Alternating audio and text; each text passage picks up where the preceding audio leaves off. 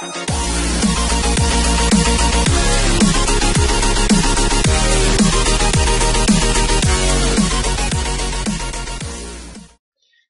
once again, so, Algens. This is Unsane21, and I'm here to talk about the latest patch, which is patch 5.17, the patch coming before Worlds. And with this is just mostly for the upcoming skins.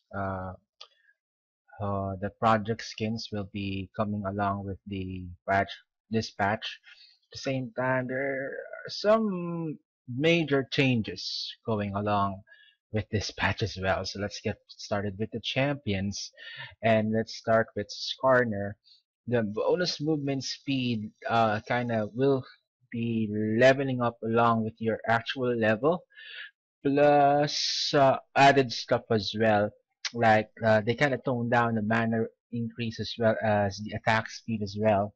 So moving on forward as well with Azir, there's actually two updates regards with Azir. First, Conquering Sands. Technically, when you do the Q on hit, if you have multiple soldiers, then they tend to hit multiple times. However, with this, they will only hit once, but the auto attack stays.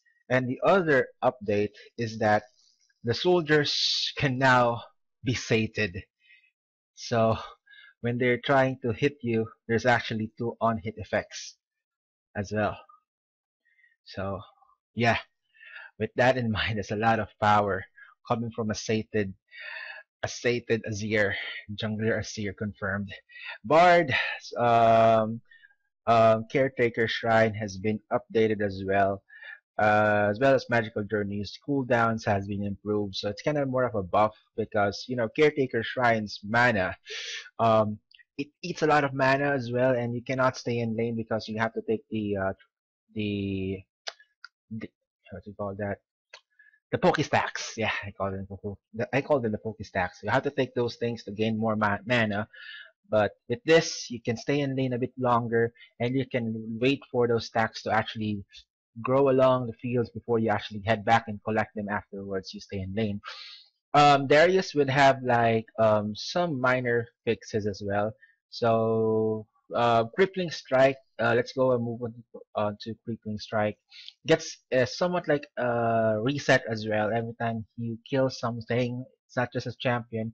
Every time you kill something, you get 100%, 50% cooldown reduction, as well as the mana refund as well, making his laning phase seem more of a nightmare for someone who is facing at areas. Draven will become more Draveny. Basically, all the thing that he needs to focus is get more stacks, get more League of Draven stacks, adoration stacks, adoration stacks. So this particular buff on his passive will improve his money collecting process every time he gets a kill. So I won't go into details. I have to read it through. Fizz gets more of an AP update because before you had AD Fizz, which is okay. Now it's even harder to do that because they have removed the AD amplification damage on Chumps of the Waters, the ultimate. But AP Fizz will become a monster because the AP ratios has been increased. Good one on you, Riot. Gangplank's remember when Gangplank just keeps putting the kegs everywhere really quick? Now it's a bit slower, by 20.25 seconds. So it's not that instant, but it is enough for you to be able to drop the kegs easily. Next is, as well as the armor penetration has been lowered to by 50%, which is kind of okay because those things are really powerful enough anyway. And hitting the kegs is kind of like a reward if you were able to blow them up anyway. So if you're a really good Gangplank player like Soas or Huni or whatever, then go ahead. But this thing is more of a fix on his power keg as well. Garen gets somewhat like a nerf on his base movement speeds, as well as that's about it. Gragas gets a nerf a huge amount of nerf. Actually, the Drunken Rage percentage health damage throughout the levels will be just sticking to 8% at all ranks, which makes it harder because that's the reason why you get Gragas, probably because of 12% added percentage damage on Drunken Rage. But then again, if you're just up for the disengage and the re-engage abilities of Gragas, it is still not bad. I mean, the reason why you pick Gragas anyways because you want to be able to uh, tank it out. You want to be able to get good engages for your allies with the explosive cask and so on. Janna's abilities has been somewhat fixed, as well as the monsoon abilities is somewhat nerfed. The AP ratios for the ultimate for healing has been decreased. Jack's counter strike is buffed by a certain amount. So early levels, Counter Strike will be more accessible for you, and you will not be hesitant to use the skill ever again. It will be allow you to easily harass champions. Sentinel's passive cooldown. So instead of 6 seconds now, in order the when every time you hit someone with that, there's like a 10-second gap before you can get hit again with the maximum health damage. Um, somewhat like a minor changes on Callista, but it's still not enough though.